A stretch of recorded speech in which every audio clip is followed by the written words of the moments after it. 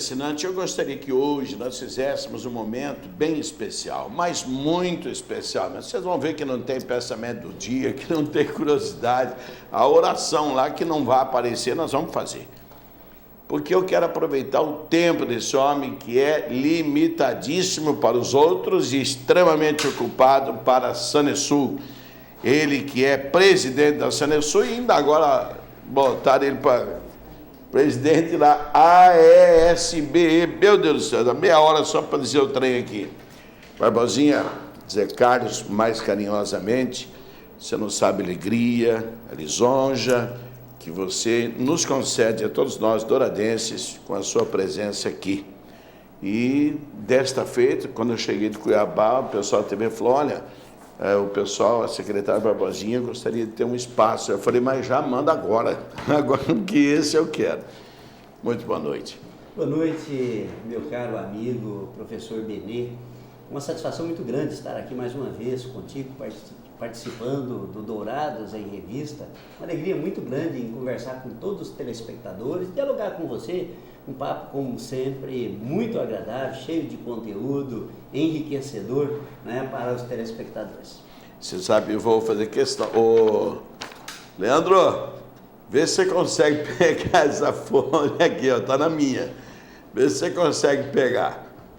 Pegou? Mais um pouquinho? Tá, mas aqui já tá bom, não precisa fazer mais nada não. Tá? É só para mostrar que a nossa pauta é assim, ó, branca igual essa folha, meu, não tem nada de pauta. Aliás, antes de começar esse maravilhoso papo, agora sim, ó, vê se você... Chama o Rubens para ele mostrar para nós a revista, senão você vai ficar doido aí. Chama ele lá. Barbosinha, nós estamos conversando aqui em off, pede para ele vir para a gente mostrar a revista. E você me deu uma notícia, rapaz, que eu fiquei assim, nostálgico no tempo, porque lembrei-me do meu pai. Vamos pegar a revista e depois você vai me contar, porque eu tenho... É uma dor, tá lá, cravada, que ela ali não cicatriza nunca, de haver perdido meu pai com 13 anos de idade. E você perdeu pai e mãe com 15. Você está ficando doido. Então, daqui a pouquinho nós vamos começar a falar disso. Pessoal, veremos, mas por que você quer saber?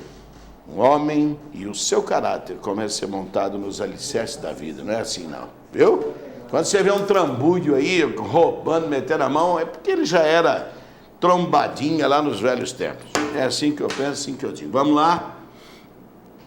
Essa revista, está até quente ainda, que saiu do forno agora, a revista do Farol, muito bem impressa, mas a cor não ficou assim bonitona como sempre fica, não. O que foi aí? Essa... Hã? Vai lá? Que ela tá bem bonitona. Ah, já melhorou muito. Falando nisso, que linda essa mulher, hein, seu? O nosso Rodrigo Cisco, ele tá gordo, tá parecendo... Mas essa mulher, ela é... Segundo o nosso diretor, presidente, ela é modelo e ao mesmo tempo é funcionária dessa Visati Sawana ali, é isso? Olha, parabéns aos pais, hein? Que obra de arte com essa menina aí, obra de arte mesmo. Muito bem, aqui dentro... Oi? Não entendi. Ah, então agora sim, agora valeu, espera só um pouquinho. E aqui nós temos campeões estaduais, embaixada não sei do que, isso é da Igreja Batista Memorial, que bom.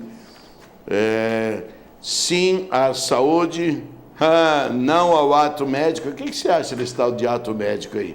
Os caras também estão querendo limitar muitas coisas. Deixa os dentistas fazer, deixa Mateplais. Opa, nosso colégio está aqui com a garotada aí, aniversariante, olha lá, ó, só para saber que estão aí, porque aí o pessoal vai pegar a revista e ver melhor ainda, tá bom? Dicas de presente para o Dia dos Pais com Visati em Sawana Dias, já foi, né? Mas a revista saiu antes, tá? Chegou para mim agora. Que mulher linda, caramba, fazia tempo que eu não vi um trem bonito desse aí. Treino pesado, atleta da fronteira, ganha título nacional de fisiculturismo, Glauciene Lima. Vou fazer uma pergunta indiscreta para você, tá, Barbosinha? Tá? Aí. Você acha bonito uma mulher com esse corpo desse jeito assim? Culto ao físico, né? Mas eu estou falando você. São várias expressões de beleza. Na verdade, eu acho que perde um pouco da feminilidade. Eu também acho. 2. Pegar um trem desse aí, você não sabe se está pegando um homem, meu Deus me livre. Rocari, uma empresa comprometida com a satisfação de seus clientes, restaurante Nippon, já estive lá em Ponto Porã. Beleza, beleza. A revista do Farol já foi entregue na rua, já? Saiu dia 7. Saiu dia 7. Então eu que cheguei tarde. Então, solta para nós aí, meu diretor, o pensamento do dia que nós engavetamos no começo.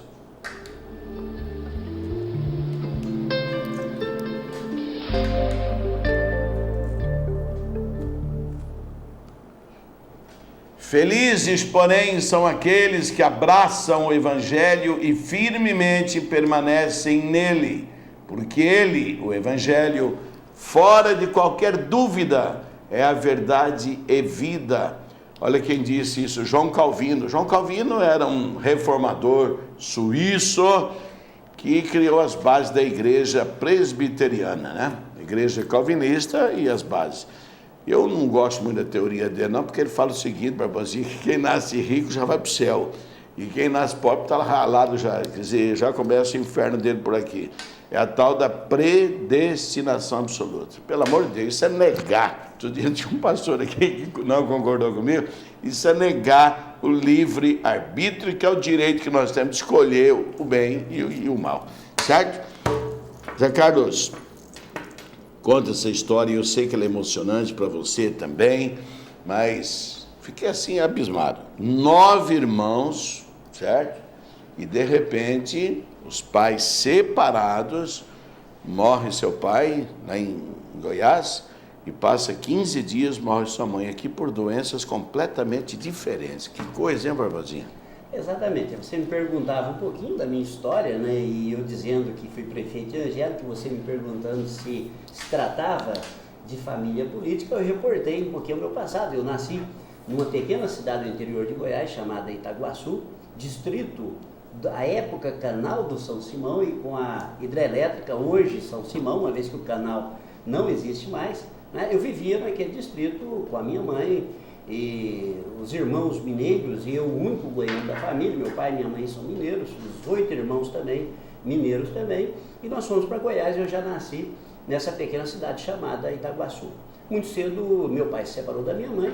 Só fazer uma pergunta, o que se fazia, por exemplo, economicamente nessa cidade, já que era tão pequenininha assim? Olha, na verdade, eu digo sempre, Benê, que eu não me lembro nenhum estar da minha vida que não seja trabalhando. Porque como, na verdade, se separou meu pai da minha mãe, ainda eu era muito novo, acabou ficando a responsabilidade do sustento da casa. Família extremamente pobre mesmo. Perfeito. De pobreza extrema, absoluta. Então, essa história que a gente vê hoje, às vezes, conselho tutelar, juízes, aprendendo menores, crianças, coitada, a minha mãe teria sido presa 500 vezes. E a minha também se diga. Era uma questão de sobrevivência. Claro, e educação.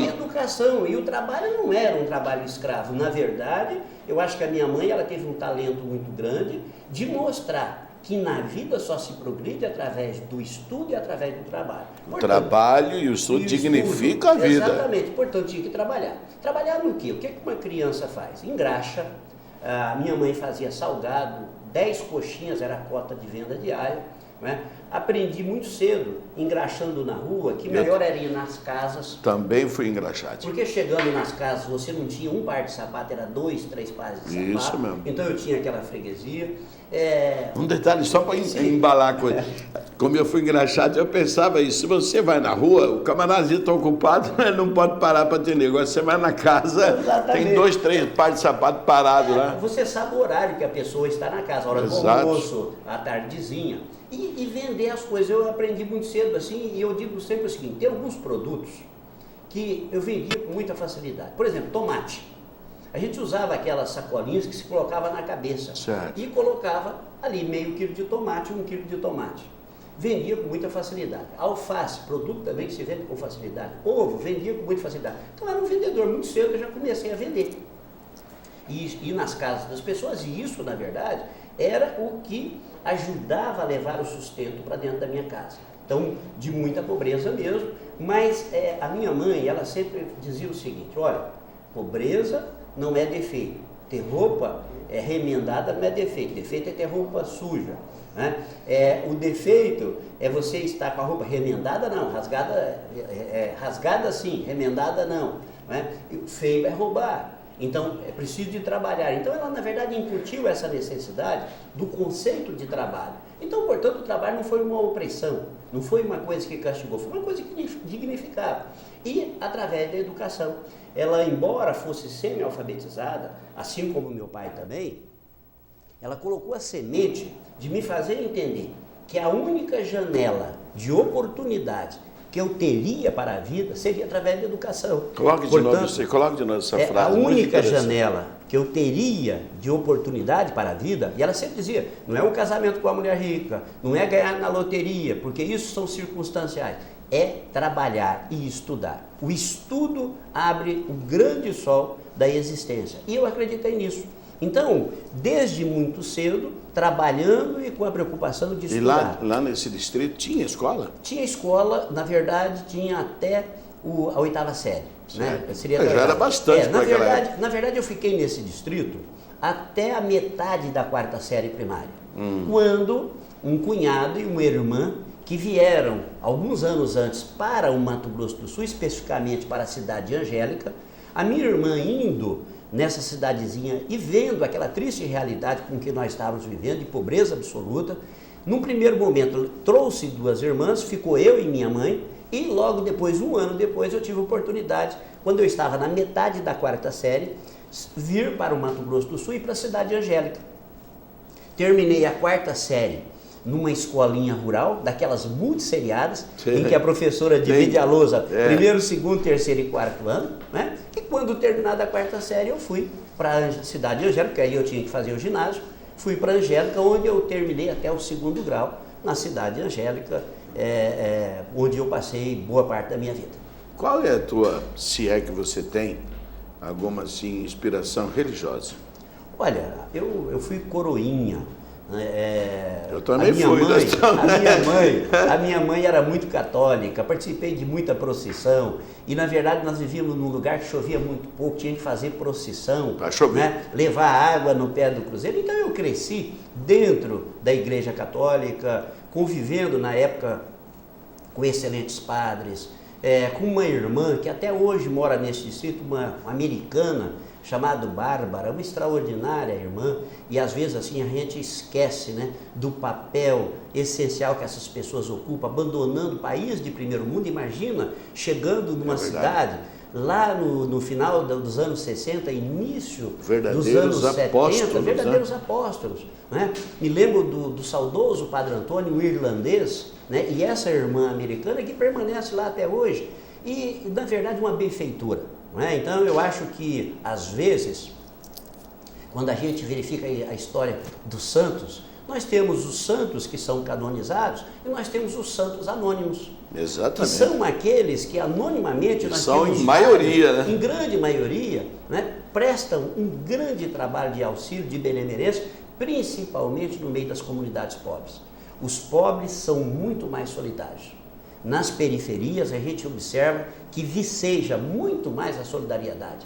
Né? Um pobre ele é incapaz de verificar, ele tendo uma xícara de açúcar, ele reparte, ele dá metadinha daquele açúcar para o vizinho, para que ele não possa tomar o seu café amargo. Na verdade é isso. Então a gente percebe que, e eu cresci nesse meio. Por que será que muda isso quando o camarada começa a ter uma renda muito maior? Porque na verdade a gente passa a ocupar a questão do ser. Na verdade, quando você é pobre, a essencialidade está no ser. Certo. Porque você não tem.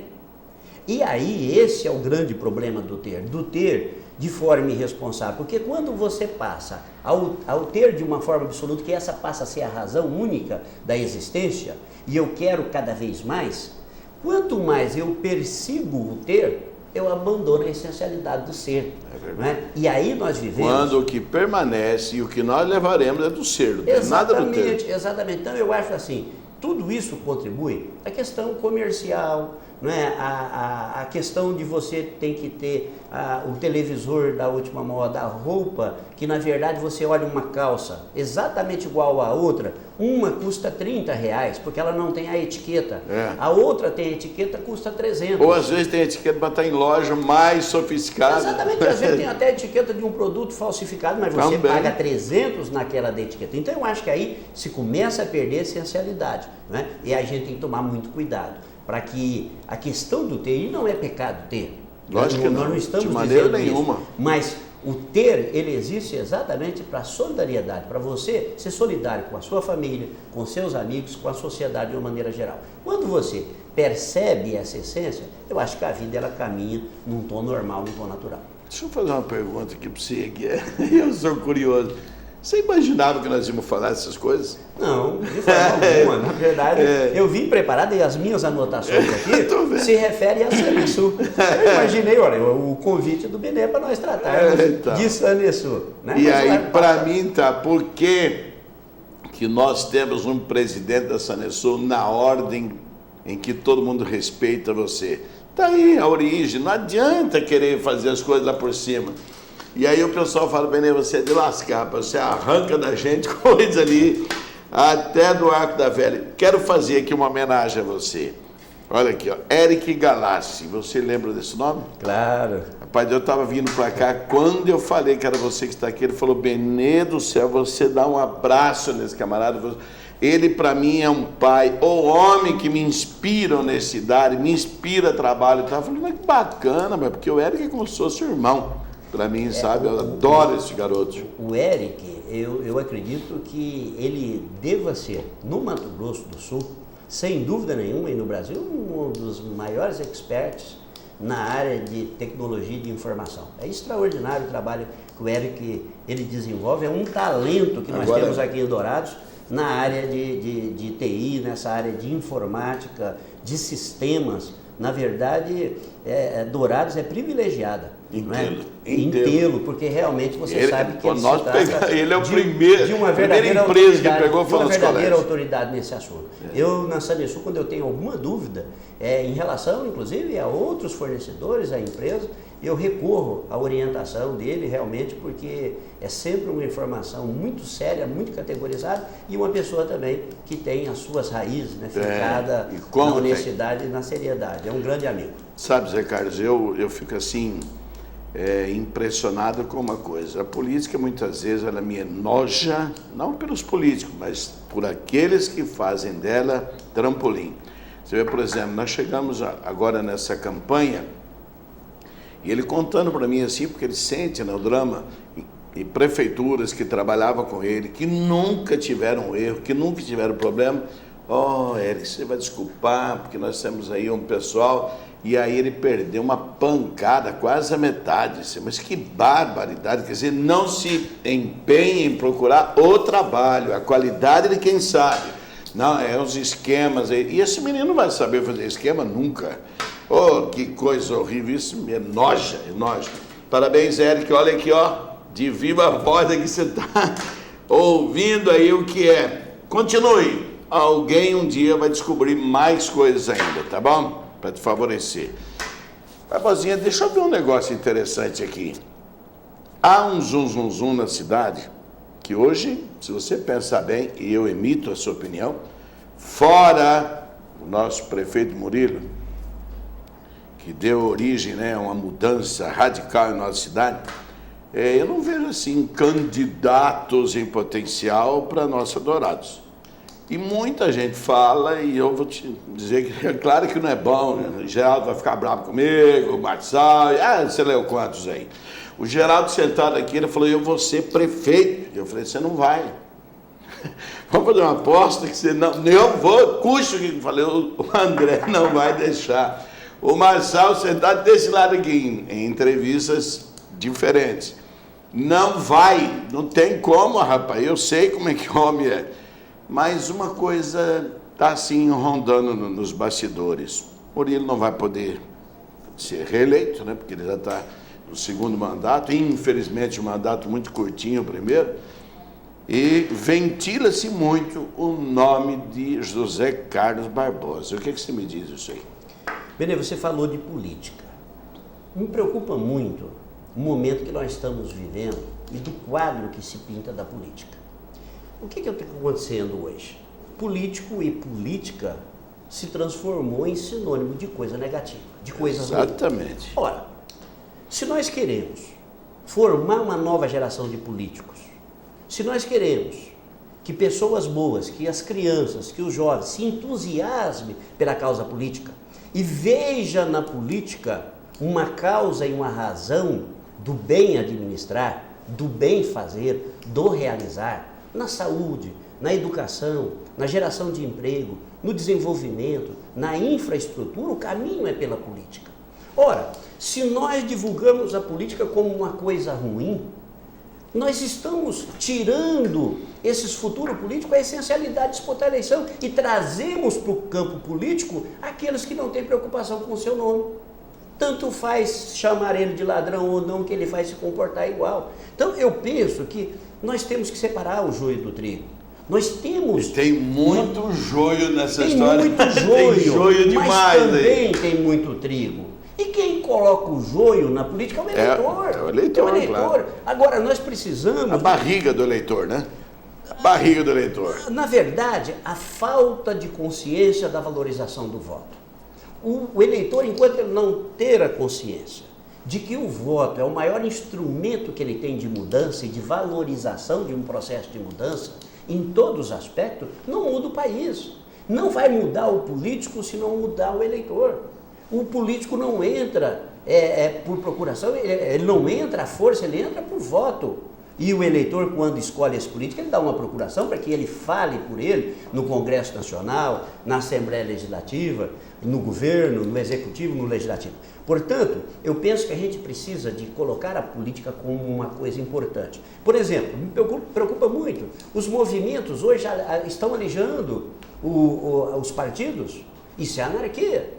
Onde você não tem partido político, você parte para o anarquismo. E é isso que o país quer? Não, eu acho que é justo as reivindicações, os protestos são justos, as vozes que vêm das ruas têm que ser ouvidas, mas nós temos que fazer isso pelos partidos, por reformas partidárias, por criação de partidos identificados com uma causa ideológica que nós não temos no Brasil. Você não tem a identidade do político pelo partido, ou do partido pelo candidato, é uma miscigenação. De direita, de esquerda, de centro, você não sabe. Qual é o partido de esquerda no Brasil hoje? Tem? Deve ser o PSDB. Pois é, partido de centro e partido de direita. Então, eu acho que é fundamental a gente promover para a gente poder trazer novos atores. O PSDB nunca conseguiu ser nem direita, quanto mais novos esquerda. Novos atores para o processo. E aí você me pergunta, quando eu fui para Sanepar, lá em 2007,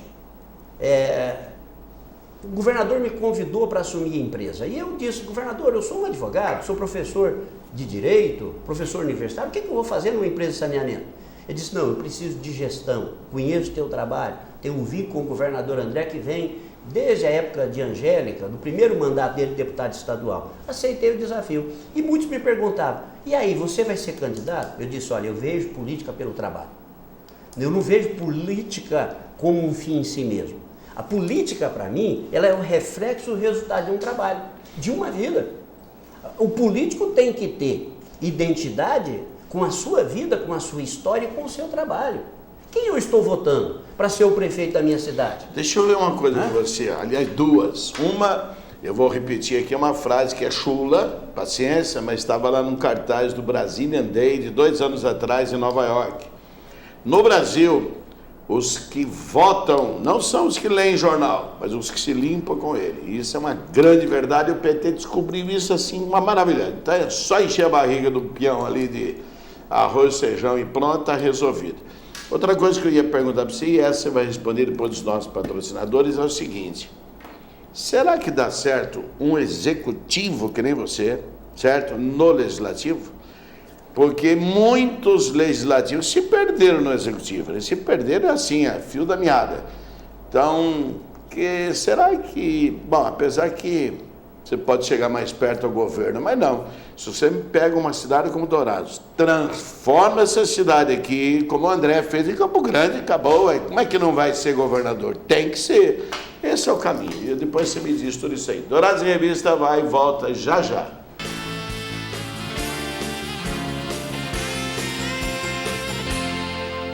Hoje engalanado aqui com a presença do nosso querido amigo. Olha, agora eu passei a ter muito mais sensibilidade por você. Eu gosto das pessoas que vêm dessa origem, então não sei se por identificação o que é.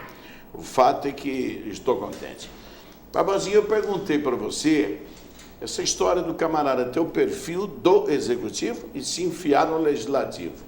Ou vice-versa, um camarada que sempre se deu bem no legislativo e de repente querer fazer o governo de uma prefeitura, do estado ou mesmo da nação. O que você me diz? Eu já vou antecipar. Eu vejo você muito mais como executivo do que fazendo qualquer coisa lá no legislativo. É verdade. A minha trajetória é no executivo. Eu tive a honra, né, a satisfação e a oportunidade de ser eleito aos 23 anos prefeito da minha querida Angélica. Recém-formado aqui em Dourados, no curso de Direito, na Socigran, né, então Socigran, hoje Unigran. Volto para a minha cidade, para a cidade que me acolheu e praticamente no ano da eleição, disputo uma eleição contra todo o sistema, né, contra o candidato da então prefeita. Você sabe que, falando em Unigran, eles nem permitem que eu fale isso, mas ó, tá chegando a medicina aí, tá? Tá chegando a medicina aí, pode contar. Então, tive a oportunidade de, aos 23 anos, assumir a administração do município de Angélica. E acho que tive o reconhecimento da população, porque acabei elegendo o sucessor naquele período, naquela época não tinha reeleição. Posteriormente, venho para Dourados, porque precisava de investir na educação, bacharel em Direito, entendia que tinha necessidade de aprimorar os meus cursos, fiz o mestrado, né, na integração da Universidade de Brasília com a Unigran, e fiz o mestrado em Direito Constitucional, advogando, lecionando com o professor da UFGD, eu sou concursado da UFGD, na cadeia de processo penal, no curso de Direito, professor durante mais de 10 anos na Unigran, sou convidado pelo governador para assumir a Sanesul. Um grande desafio de uma empresa... Deixa eu falar da Sanesul um pouquinho, porque quando você falou para mim que a Associação das... Associação Brasileira das Empresas Estaduais de Saneamento. A ESB, na verdade, não segue a sigla na forma que está na letra. O brasileiro não está aqui no meio. Associação Brasileira das Empresas Estaduais de Saneamento. E aí você me falou que são 25 associados. Eu falei, ué, mas são 26 estados do Brasil. Aí você falou, Mato Grosso não está. Por que eu estou falando isso? Mato Grosso não está porque nós já tivemos aí pagando continha com a Sanemate. Lembra da Sanemate? Semate, Sanemate, Construmate, Uemate, tudo era mate aí. E aí agora o Barbosinha está falando que a Sanemate praticamente já nem existe lá, porque está totalmente afundada em dívida, bagunça, etc. e tal. A filhota da Sanemate é a Sanesul. Podia estar em pior situação, né? Porque se a mãe está ruim, a filha está pior. E essa reviravolta da Sanesul é coisa tua, né? Sem demagogia?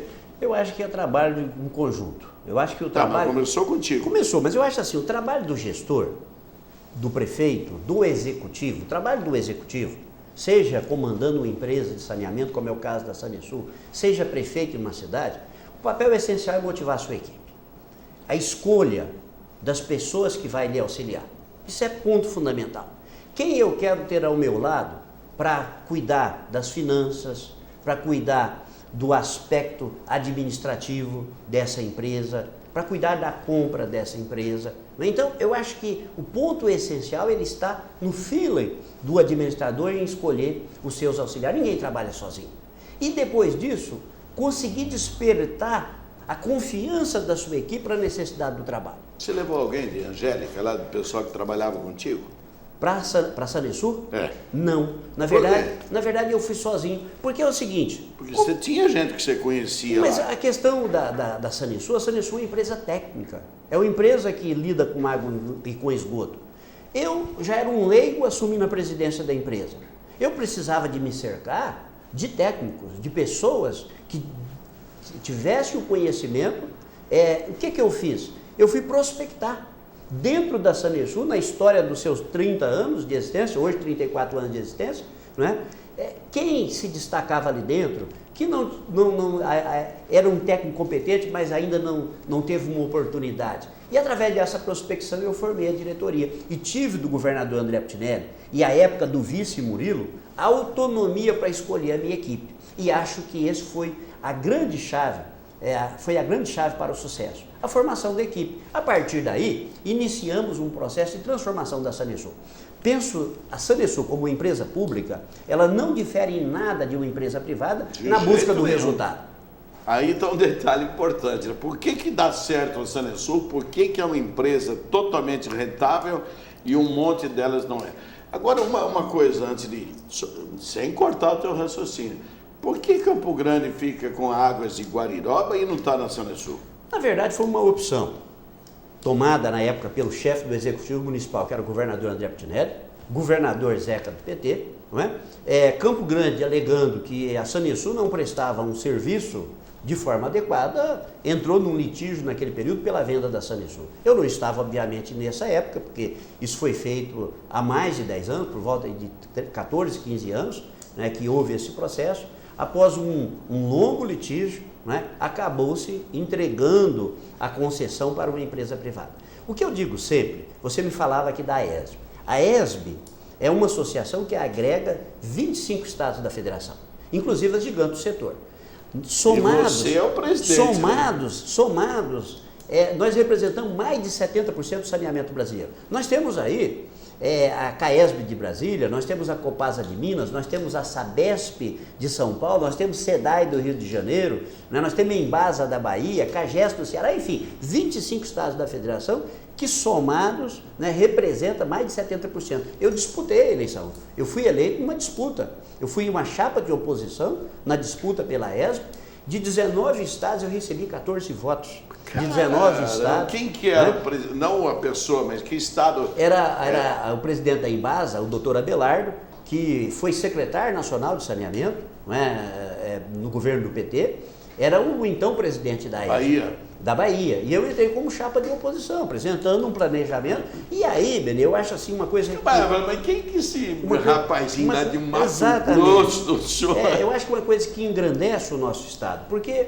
Quando eu chego, eu dialogo hoje saneamento com as maiores autoridades do país, com o ministro da cidade, Aguinaldo Ribeiro, com o secretário nacional de saneamento, Oswaldo Garcia. Dá um direitinho de você trazer umas bocadinhas mais para cá, isso exatamente o que eu ia dizer. Porque quando chega lá o presidente da ESB, junto com ele está chegando o presidente da Sanesul. E eu estou sempre dizendo, secretário, ministro, olha pelo meu estado. Nós precisamos avançar na coleta, tratamento de esgoto. Nós precisamos da água de Dourados. E eu estou numa luta ferrenha para conseguir, pleiteando 93 milhões para a água de Dourados em razão do crescimento extraordinário dessa cidade, da ampliação do perímetro urbano. E buscando no próprio Rio Dourados ainda? Nós estamos, nesse novo formato, nós fizemos um novo projeto de água para Dourados.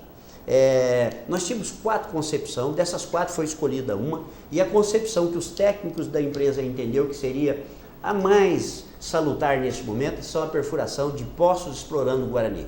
Contempla a perfuração de 7 poções, todos eles explorando o Guarani, e aí com a expectativa de cada um produzindo mais de 200 mil litros por hora, né? Construção de novos centros de reservação, contemplando a área de ampliação do perímetro urbano de Dourados. Evitando e trabalhando o problema de cair esses agrotóxicos e coiseiras. E na verdade tem um planejamento. Mas é importante dizer que a água do Rio Dourados, a questão é de opção. A água do Rio Dourados nós não temos problema, porque na verdade nós pesquisamos. Mas gasta-se muito para deixar ela apurada. Nós pesquisamos tanto a água bruta, né, para encontrar traços de pesticidas, fungicidas, como nós analisamos a água depois de tratada. E o laboratório da Sanesul, é importante dizer isso, ele é o 3º laboratório do país acreditado pelo Inmetro. E a certificação pelo Inmetro ocorreu, né, por mais ou menos há 3 anos, na nossa gestão, porque entendíamos e entendo que o laboratório ele precisa de sofrer uma auditoria independente para que o cidadão ele tenha absoluta confiança de que aquilo que está sendo atestado pelo laboratório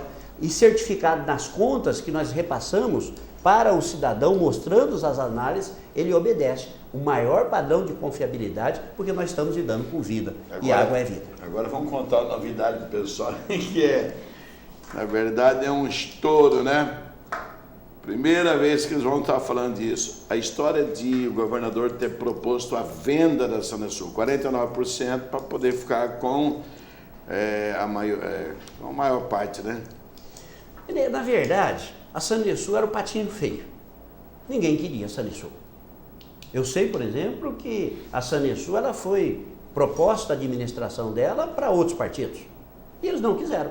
Por quê? Porque era uma empresa deficitária, era uma empresa que estava correndo o risco de perder o maior número de concessão. Nós tínhamos vários municípios querendo reassumir o sistema, não é?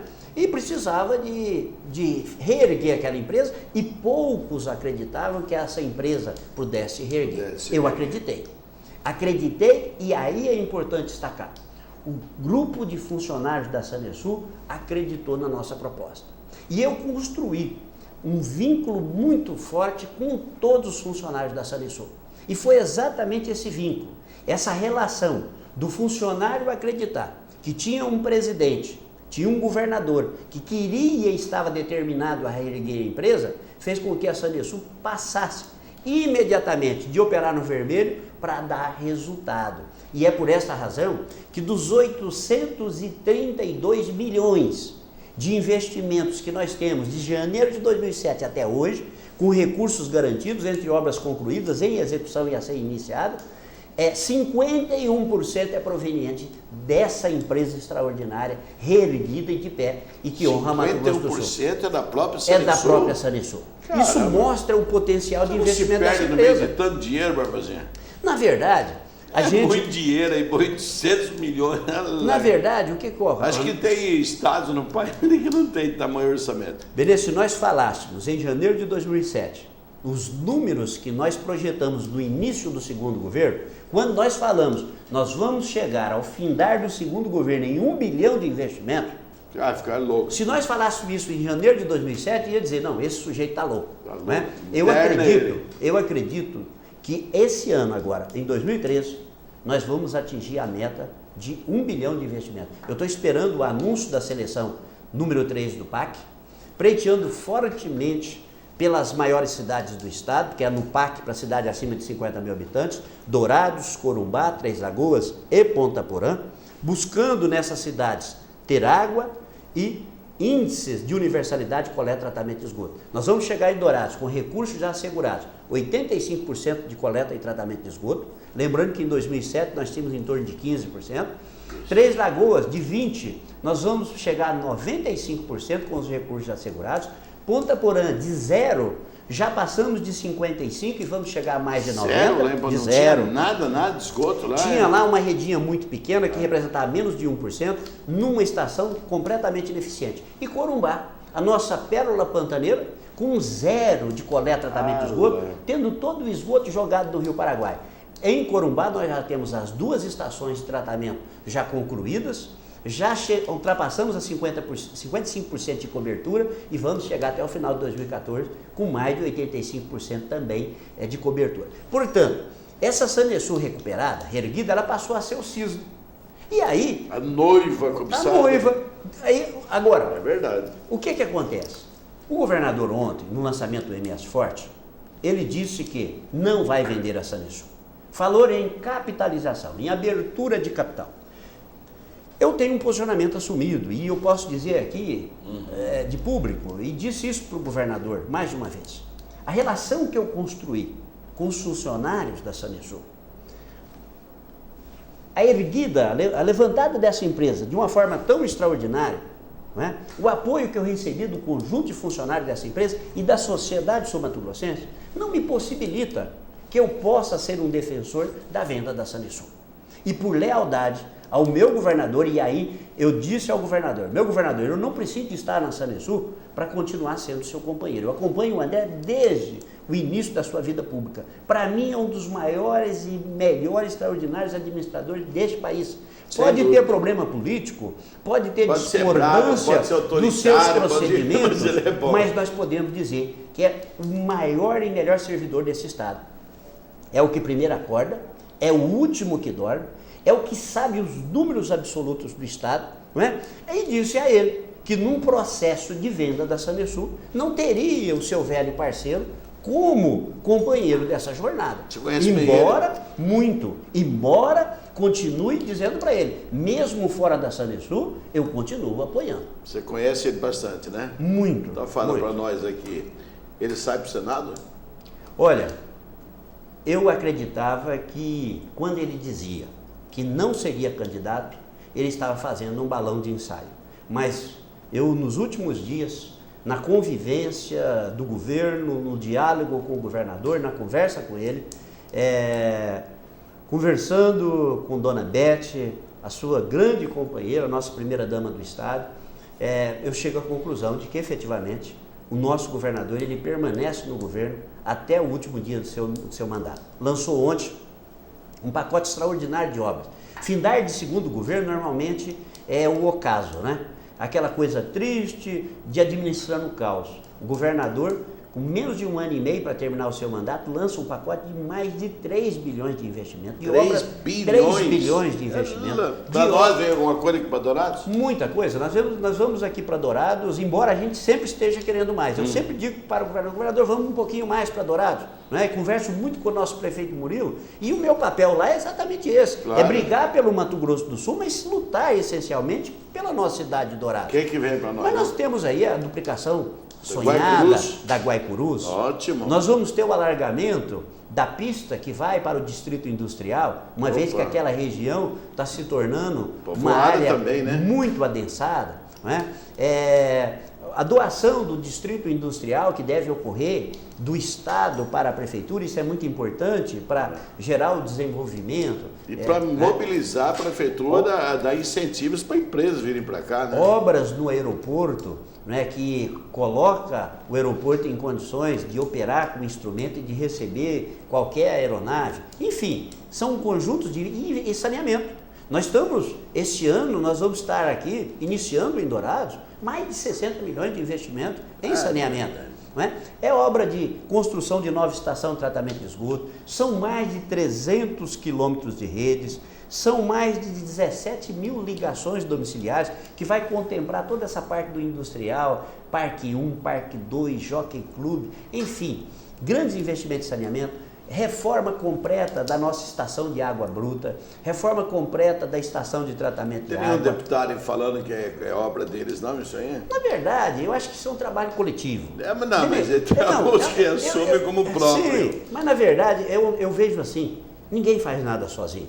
E a bancada federal, o apoio da bancada federal, ela tem sido essencial para o progresso e desenvolvimento do Estado e para o progresso da Sanesul. Na verdade, nós trabalhamos em sintonia com os 8 deputados federais, com os 3 senadores da República. Eu acho que o grande mérito do governador, o Benê, foi exatamente ser o grande maestro dessa orquestra. Aglutinar. Embora tendo divergências políticas que nós sabemos que existem, quando tratar-se dos interesses do Mato Grosso do Sul, a bancada age coesa, uníssona, e acho que é assim que deve ser. Né? Sempre. Problema eleitoral se discute no período eleitoral. Fora do período, vamos todos trabalhar, porque todos somos sul-mato-grossenses e todos foram eleitos com o voto sul-mato-grossense. Hein, Barbosa? Como seria fácil, né, governar, você dirigir e tal, se todo mundo pensasse pelo menos assim, não é verdade? Eu acho que administrar, executivo, você me falava do executivo é administrar o bem coletivamente. É isso aí, claro. Não é? O que você tem que fazer? Falar lá como legislativo é fácil, agora executar a coisa complica. Exatamente, mas a pergunta que você fez lá atrás, eu acabei não respondendo, você me respondeu, perguntou a questão do legislativo, não é? Qual é a diferença? Eu acho que cada um tem um perfil. Acredito que o meu perfil é muito mais o perfil do executivo. Sem Mas dúvida. também eu não faria feio na Assembleia Legislativa. A Assembleia Legislativa é o debate, é o diálogo, é a observação de leis em benefício da população. Esse é o papel do legislador, muito deturpado.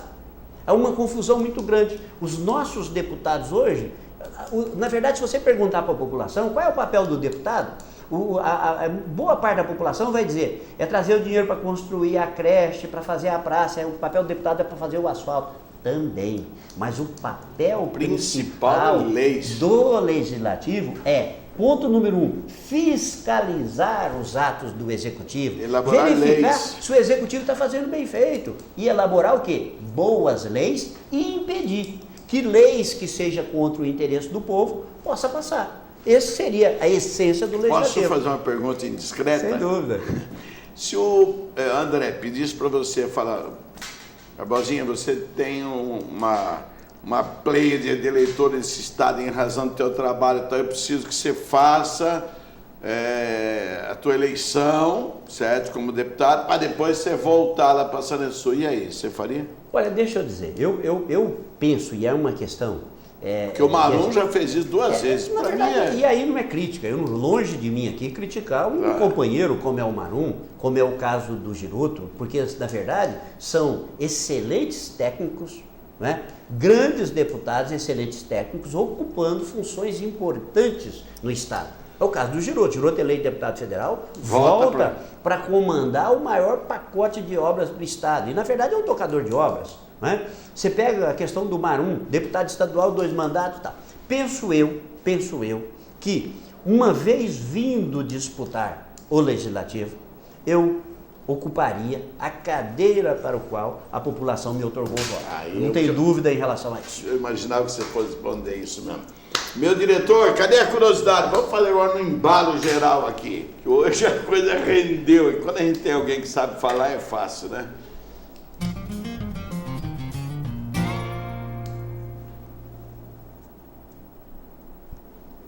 Vamos ver o que você trouxe de bom balanço. Vixe! Quando ela vai te buscar bêbado com um carrinho de feira, é amor. Põe amor nisso, olha lá, vai puxando. Ei, barbaridade, tem coisa assim que tenho pena dessas mulheres, né? Trabalho às vezes em outros lugares, em casa de família, chega em casa, tá uma peste dessa, bêbada, fedendo, tudo quanto é. Ai, credo. Bom, vamos então para um momento especial do dia, de todos os nossos programas, que é a oração do dia. Vamos lá, meu diretor.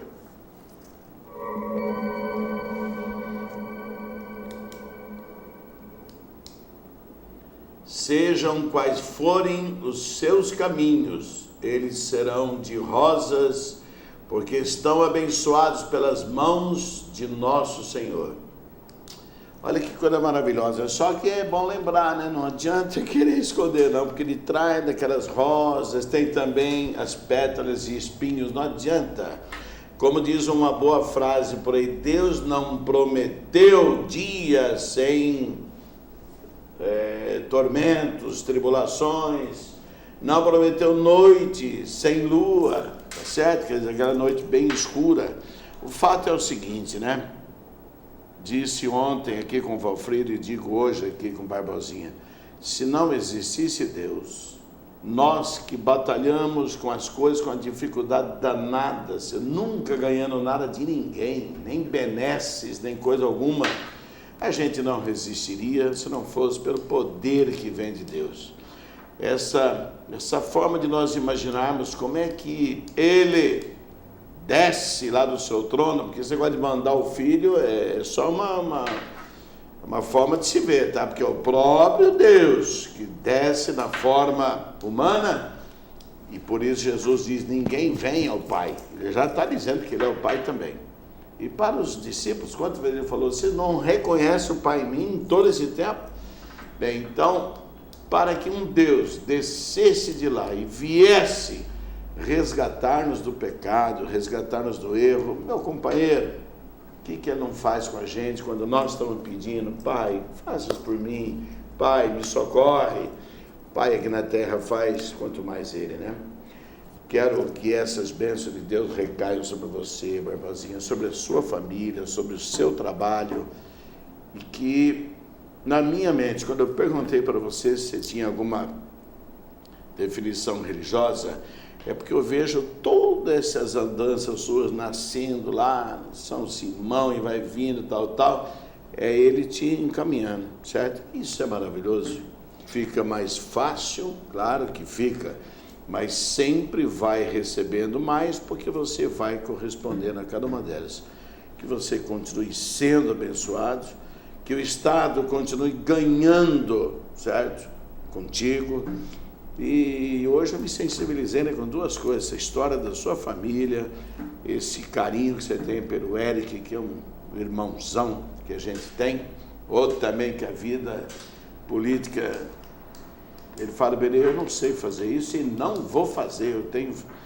Agora está com o segundo filhinho que está chegando aí, viu? Hoje eu encontrei com ele lá em Ponta Porã e ele falou, aí ó, na linha, já está um molequinho aqui.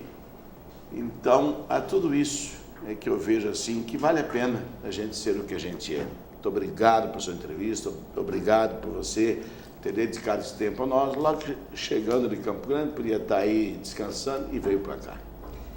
Benê, eu que lhe agradeço por essa oportunidade, aos nossos telespectadores, né? E agradecer a Deus pela oportunidade da vida. Eu me sinto realmente uma pessoa iluminada, e abençoada, protegida, abençoada, porque em todas as trajetórias da minha vida, mesmo nos momentos mais difíceis, eu sempre senti a presença de Deus muito forte. Amém. Não é aquela mesmo de, não é pegar pelas mãos, é de carregar nos braços. Portanto, essa fé que te move é a mesma fé que me movimenta. E acredito que quando a gente tem Deus na mente, no coração e nas nossas ações, a vida da gente ela se torna muito melhor e a gente consegue transpor todas as barreiras, atravessar desertos, fogueiras e, na verdade, observar sempre que, mesmo nos momentos mais difíceis, nós estamos sendo transportados por braços vigorosos e por mãos poderosas, que é aquele que tudo vê, tudo guia e tudo sabe. Amém, amém. Quero fazer um convite especial a todos os nossos teleassinantes para hoje, às 23 horas, estar reunidos com a gente, porque nós estaremos reprisando esse programa, e amanhã, às 7 horas da manhã. Quem perdeu pode recorrer ao YouTube, certo? Lá, Dourados em Revista, vai lá e escolhe o programa e tchuf. Estamos aí, claro, já faz um mês que não fizeram levantamento, lá atrás, há um mês, nós estávamos já com 27 países, olha que maravilha, e praticamente todos os estados do Brasil. Aqui, ó, desse cantinho sagrado aqui, nós estamos andando aí pelo mundo aí. A todos o carinho de um bom final de semana. Nós estaremos reprisando. Hein, Leandro? Esse programa nós podemos reprisá-lo domingo, certo? Melhor ainda aí, ó, tá? São informações extraordinárias para nós, então tem que estar aí mesmo no ar. E amanhã nós escolheremos aquele do professor da universidade, né? Porque na sexta, aliás, no sábado e no domingo, a gente escolhe os 2 melhores programas da semana para reprisar. Todos os demais são ao vivo. Se me permite, Benê, só um segundinho, um agradecimento especial. Agradecimento à família. Você falou na figura da mulher, eu não poderia deixar no final de registrar a importância da família. Eu acho que a família é a essência fundamental de tudo. Eu trabalho em Campo Grande, volto para Dourados todos os finais de semana, tenho aqui meu filho, tenho a minha esposa, que é médica aqui na cidade de Dourados. Né? Quem é ela? Maristela é uma médica homeopata que atende no sistema público de saúde, também atende no seu consultório, né? Minha grande companheira e que cuida do filho e alicerce, na verdade. Eu acho que a presença da família nas nossas vidas, meu pai, minha mãe, meus irmãos, né? Enfim, e os amigos que acabam sendo os irmãos que nós escolhemos para a vida, é a grande base do alicerce para a gente tocar a nossa trajetória. Sem a menor dúvida. Dourados em Revista, então, com o maior carinho, volta segunda-feira ao vivo e amanhã com essas duas, amanhã e domingo com essas duas entrevistas que nós já escolhemos. Muito boa noite.